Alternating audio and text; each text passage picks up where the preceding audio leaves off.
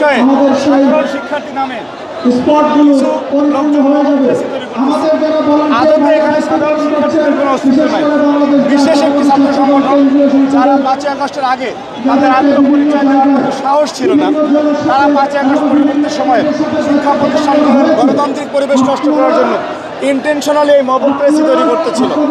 তাদের বিষয়ে সাধারণ শিক্ষার্থীদেরকে সজাগ থাকার জন্য এখান থেকে আহ্বান জানানো হবে। পাশাপাশি বাংলাদেশের গণমানুষের নেতা জনাব তারেক রহমান, উনি যেই শিক্ষার্থীদের মাধ্যমে জুলাই আগস্ট অভ্যুত্থান সফল হয়েছে তাদেরকে আহ্বান জানাবে যে বাংলাদেশের গণমানুষের একটি বহুল আকাঙ্ক্ষিত বিষয় ছিল একটি প্রত্যাশিত নির্বাচন।